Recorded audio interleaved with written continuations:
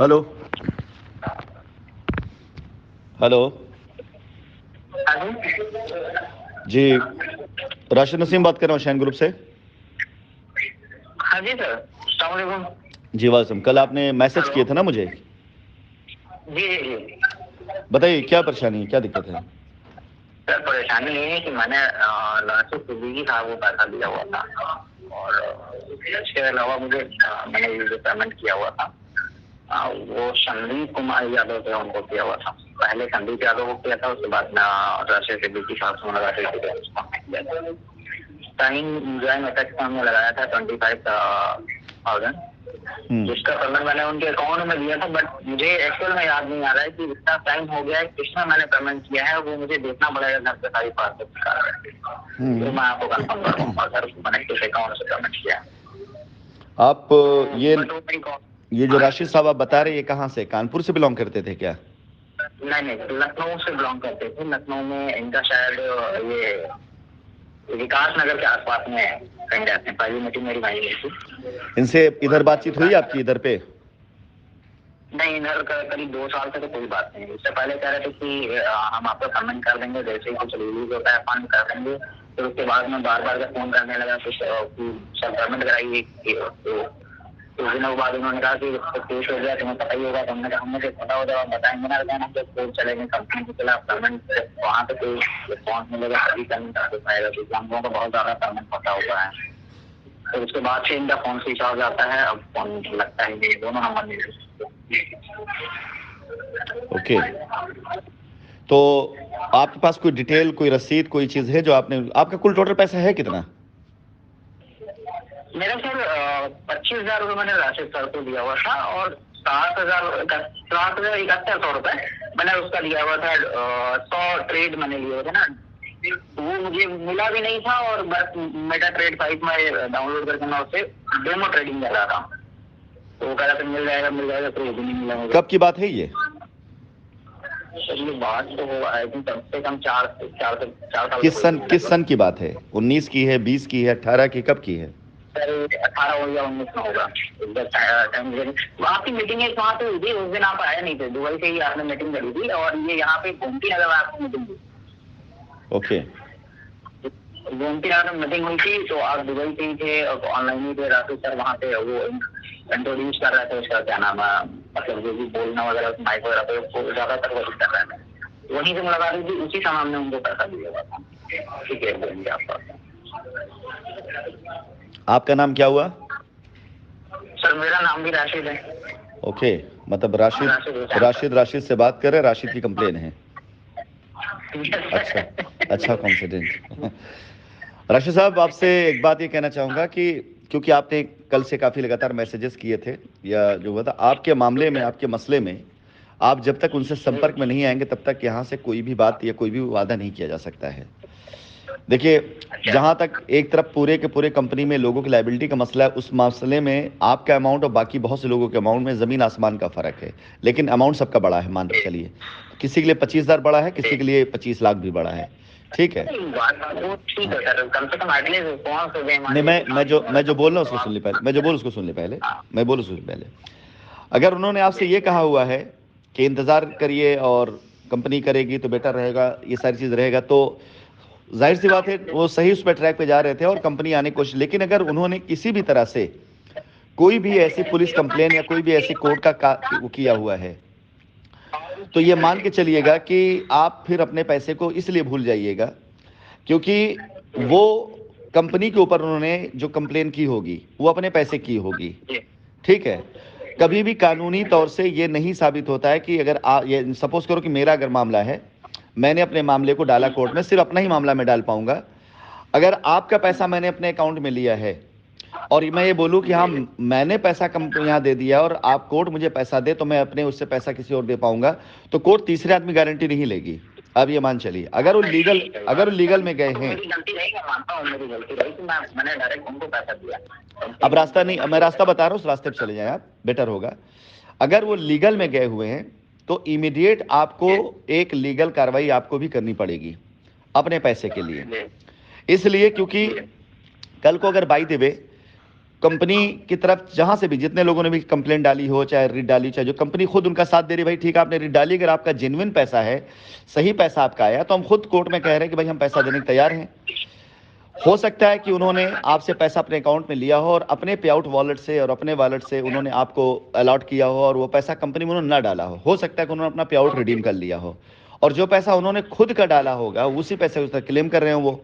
तो अगर by the way कल को कोर्ट की तरफ से कोई ऑर्डर, कोई दिशा निर्देश आएगा तो सिर्फ उनके पैसे की वापसी का आएगा, आपका पैसा फिर भी अधर में लटका रहेगा। तो इसके लिए अगर आप हो सके तो एक जो लीगल हमने तरीका बताया है कि शाइन के नाम पर आप ये लाइन जरूर डालिएगा, क्योंकि तभी आपका कनेक्शन शाइन से जुड़ पाएगा आपके, क्योंकि आप ऐसे शाइन से कनेक्टेड हैं ही नहीं किसी ना, तो आप पास कोई स्लिप है ना, कोई रसीद है ना, कहीं कोई आपके पास प्रूफ है, आप सिर्फ बात कर रहे हैं, आपकी बात पर भरोसा कर लेना ही बड़ी बात होगी। तो आप सबसे पहले उस बैंक की स्टेटमेंट को निकाल लें जो आपने इनके अकाउंट में पैसा ट्रांसफर किया है, और उसके आधार पर आप एक एप्लीकेशन बना करके डाल दें और उसमें बाकायदा ये लिख दें जो सच्चाई है कि आपने 25,000 रुपया और 7,000 रुपये अलग से, 71 रुपये अलग से निवेश के नाम पर, शाइन निवेश नाम पे आपने इनको अकाउंट में दिया, और कुछ समय के पश्चात इन्होंने ये बताया कंपनी जो है चली गई है, कंपनी जब लौट करके आएगी, कंपनी पैसा दे तब आपको पैसा मिलेगा। मैं छोटी पूंजी का आदमी हूं, लगातार मेरे लिए छोटा ये पैसा बहुत बड़ी रकम है। अपने परिवार को पालने में जब मुझे दिक्कत हुई, मैंने जब इनको लगातार फॉलोअप लेना शुरू किया तो इन्होंने मुझे ये कह करके टाला मटोली कर दी कि वो लीगल में चले गए हैं। तो उसके बाद ना उन्होंने मुझे कोई संदेश दिया ना कोई चीज़। मैं अब अपनी तरफ से मैं ये कंप्लेंट डाल रहा हूँ कि मेरा पैसा जो इनके अकाउंट में गया है वो पैसा दिलाया जाए, ताकि मैं अपने परिवार का भरण पोषण कर सकूँ। ये जब तक आप नहीं करेंगे तब तक इस मुहिम से, हम लोगों से आप नहीं जुड़ पाएंगे। और मैं अपनी इस लाइन को फिर से बार दोहराना चाहूँगा कि अगर एक बार कोर्ट का कोई फैसला आ गया और कोर्ट का फैसले में ये चीज़ आई कि कंपनी अपनी लायबिलिटी, जो लीगल लायबिलिटी उसको कर सकती है, तो आप जैसे लोग जिन्होंने पैसा किसी और को दिया है ना, बिल्कुल बेसहारा हो जाएंगे, क्योंकि कंपनी वही लायबिलिटी को पहले कंसिडर करेगी जो लायबिलिटी कंपनी की लीगल लायबिलिटी होगी, ताकि हमको भी कोर्ट, जाहिर सी बात है हमें भी कोर्ट के अंदर सबमिट करना होगा ना कि भाई हमने अपनी लीगल लायबिलिटी खत्म कर दी है। और अगर इस तरह की लायबिलिटियां जिसका कोई वजूद ही नहीं कंपनी में खड़ा हो रहा है, कंपनी को ये करने के लिए ना तो परमिशन मिलेगी, क्योंकि अगर ये चीज संभव हो तो कंपनी अपने हजारों आदमी खड़ा कर देगी फेक तरीके से। अगर कंपनियों को ये मौका मिल जाएगा तो कंपनियां यही फिर काम करेंगी ना कि हजारों अपने फेक आदमी खड़े कर देंगे। कोई भी आके कह देगा मैंने XYZ को पैसा दिया था, उनके अकाउंट पैसा दिया था, ये तो कोई भी कर सकता है। और आज की तारीख में जो लोगों के पास रसीदें, जो चेकें हैं, वो ऑलरेडी इतनी ज़्यादा सस्पिशियस हो चुकी हैं कि न जाने कितनी चेकें कस्टमर से लेकर के लोगों ने उससे रजिस्ट्रियाँ करा ली हैं, न जाने कितनी ऐसी फर्जी रसीदें लोग प्रिंट कर करके लोगों को दे दिए हैं, न जाने कितने पोजीशन लेटर लोगों ने प्रिंट करके मोहर मार कर दे दिए। 25 रुपए में मोहर बनती गोमती नगर के अंदर, और फर्जी साइन करने वाले लोगों की कोई कमी नहीं है, एक्सपर्ट की कमी नहीं है, बना बना के लोग लेटर भी दे रहे हैं, लोग रसीद भी दे रहे हैं। ये सब चीज़ें भाई मैन मेड ही तो है ना, कोई ऐसा तो नहीं आसमान से उतरी है। अगर आज की तारीख में जो लोग रसीदें लेकर के वो कर रहे हैं, तो जो रसीद का फॉर्मेट है वो कोई फिक्स तो है नहीं सिर्फ शाइन के लिए बनेगा।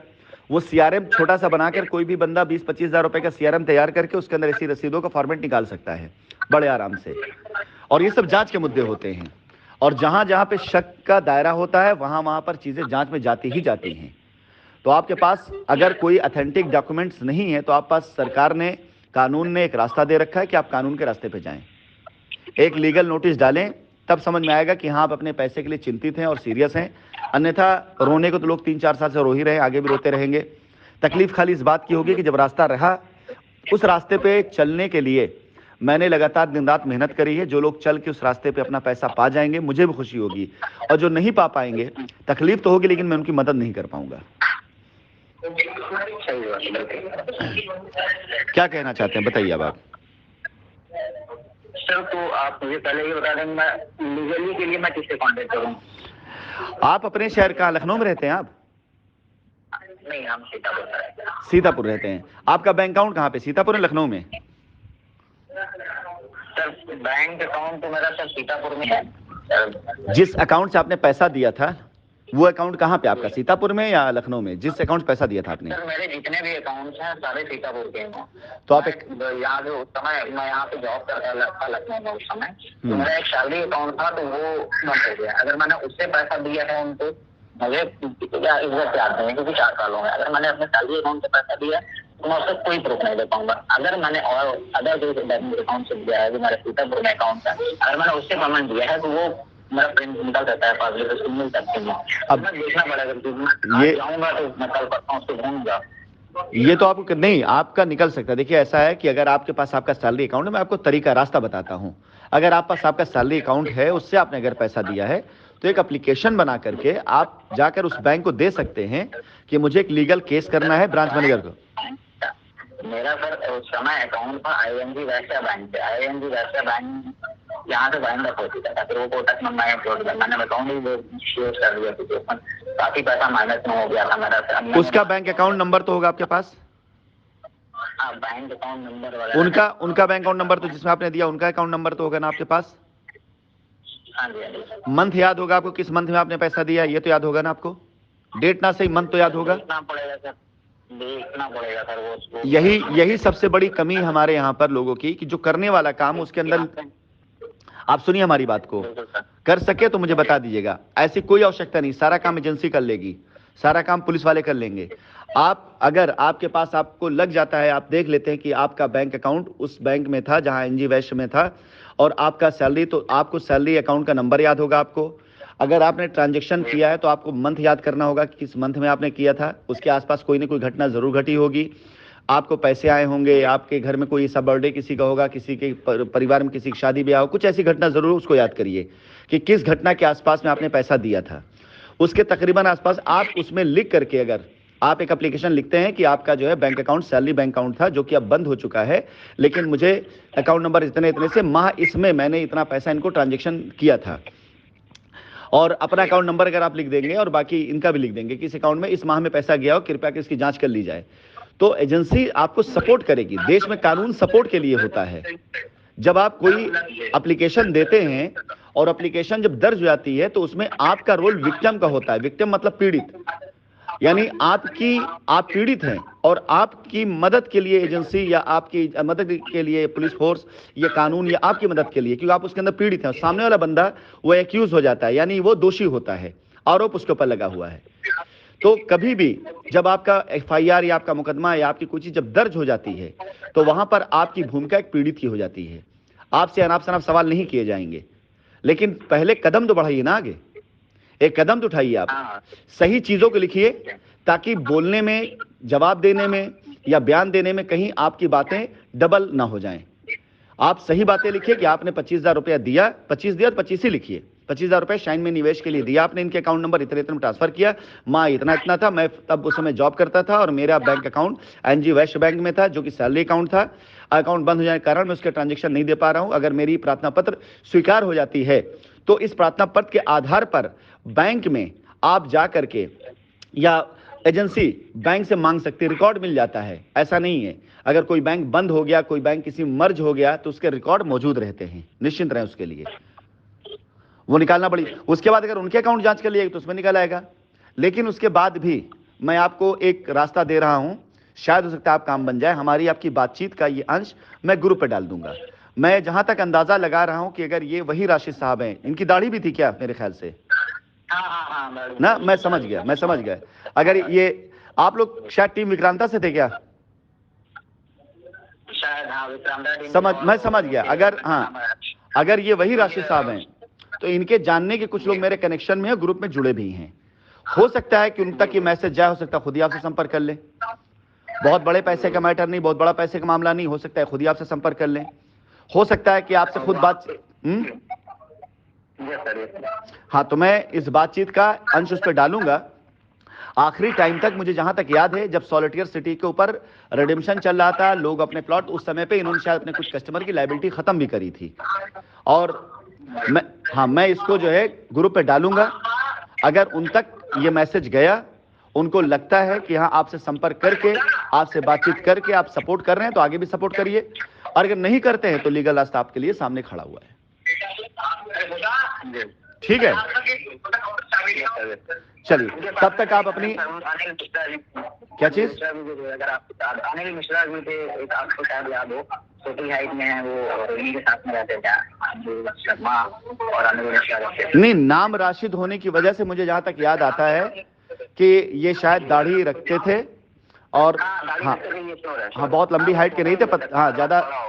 जी जी, मैं समझ गया मैं क्यों, इसलिए मुझे याद आ रहा है ना, क्योंकि जब वहां पर प्लान चल रहा था सॉलिटेयर सिटी के ऊपर, तो एक आध बार शायद वीडियो उस पर बातचीत हमारी हुई है। तो ये सब विक्रम साथ थे, विक्रम यादव था और वो क्या नाम है, सुधीर थे, ये सब के सब गए थे साइट पे विजिट करने के लिए। एक पैच दिया जा रहा था उस टाइम, मुझे याद आ रहा है कि उस टाइम पर शायद ये थे। तो बेफिक्र रहिए, परेशान न होइए, मैं ये मैसेज डालता हूँ ग्रुप पे, हो सकता है शायद वो मैसेज को सुन लें और आप तक जरूर वो करेंगे, क्योंकि बहुत से लोग जुड़े हुए हैं जो विक्रांता ग्रुप से हैं और वो लोग अपनी लाइबिलिटी उतारने के लिए इंतजार भी करें, प्रयासरत भी है, कुछ लोग कोर्ट भी गए हुए हैं। तो आपसे संपर्क जरूर किसी का हो जाएगा, ठीक है? चलिए, तब तक आप अपनी तैयारी करके रखिएगा, अपना मंथ याद रख लीजिए, किस मंथ में आपने पैसा ट्रांसफर किया था, ये तैयारी रखिएगा। मुझे उम्मीद है कि अगर उन तक बात पहुंची। आपसे बात करते करते मुझे याद आ गया कि मैंने वहां से फोटोज वगैरह लिए हुए थे मीटिंग में, तो वो फोटोज मेरे पास आज भी सेव हैं, ड्राइव पे मैं कोशिश करूंगा उनको अगर मिलेगा टाइम क्लियर हो जाएगा किस टाइम के आसपास। कोशिश करने वालों की कभी हार नहीं होती, इसीलिए कहा जाता है ना, ठीक है? इसीलिए कहा जाता है कि आप बात करते, देखिए याद आ गया, जो चीज आपको इतने दिन नहीं याद आ रही थी याद आ गया। जिंदगी में इसीलिए कहा जाता है कि आप किस फोटो तो लिए थे और ड्राइव पे मैंने उसको अपलोड किए थे, तो क्योंकि मैं ऑटो अपलोड हो जाता है ना, तो वो अपलोड हो गए थे, तो मैं ढूंढूंगा तो मिल जाएगा। बस हमने कहा बस आपको मंथ निकालना है, जरूरी नहीं डेट या डे निकालिए, मंथ निकालिए, अपने आप आपको हो जाएगा, बाकी काम एजेंसी कर लेगी। लेकिन मुझे जहां तक लगता है, मैं भी निवेदन करूंगा अपनी इस वॉइस रिकॉर्डिंग के अंदर ऐसे लोगों से कि जिनका 25-50 हजार का मामलात है, वो अपने कस्टमर से बात करके उनको खुद हैंडल कर ले, मैनेज कर ले, फालतू में कोर्ट कचहरी का चक्कर लगाना अच्छी बात नहीं, क्योंकि 25,000 रुपए का मैटर नहीं होगा। इसीलिए मैंने कभी कोई कोशिश करी नहीं, मुझे लगा बात हो जाएगी, अब हो जाएगी। कोशिश प्रॉब्लम चल रही है तो कोशिश भी वो करिए जो कोशिश जायज हो, जेन्युइन से पैसा मिलने का रास्ता हो। आपने 25,000 लिया, 25,000 के लिए बिल्कुल दीजिए कंप्लेन, आपका संविधान आपको अधिकार देता है। आप सभी, कोई भी भारतीय नागरिक हो, चाहे टैक्स पेयर हो चाहे टैक्स पेयर ना हो, वो टैक्स पे करता है। आप कोई सामान खरीदते हैं तो सामान में लोकल टैक्स का चार्ज जुड़ा होता है। अगर आप टैक्स पेयर नहीं हैं, आपका स्लैब इतना नहीं कि आप टैक्स पे कर रहे हैं, लेकिन अगर आप सामान खरीद रहे हैं, कोई भी सामान यूज कर रहे हैं, तो आप टैक्स पे कर रहे हैं। उसी टैक्स के पैसे से पूरी व्यवस्थाएं चलती हैं, कानून भी उसी से चलता है। तो आपके लिए ही कानून है, आप सबके लिए कानून है। कानून का सही इस्तेमाल करिए, गलत इस्तेमाल मत करिए। कानून का सही इस्तेमाल करेंगे तो कानून से अच्छा दोस्त कोई नहीं है, और कानून गलत इस्तेमाल करेंगे तो कानून से अच्छा दुश्मन भी कोई नहीं है, ये ध्यान रखिएगा, ठीक है? तो देख लीजिए, अगर बातचीत कर लेते, ये भी कानून कहता है कि पहला रास्ता समझौते का दिया जाए। पहला रास्ता मैं भी उनको समझौते दे रहा हूं, अगर आपसे बातचीत करके वो समझौता कर लेते हैं तो अच्छी बात है, नहीं करते हैं तो कानून आपके लिए है, इस्तेमाल करिए, ठीक है? चलिए, ऑल द बेस्ट।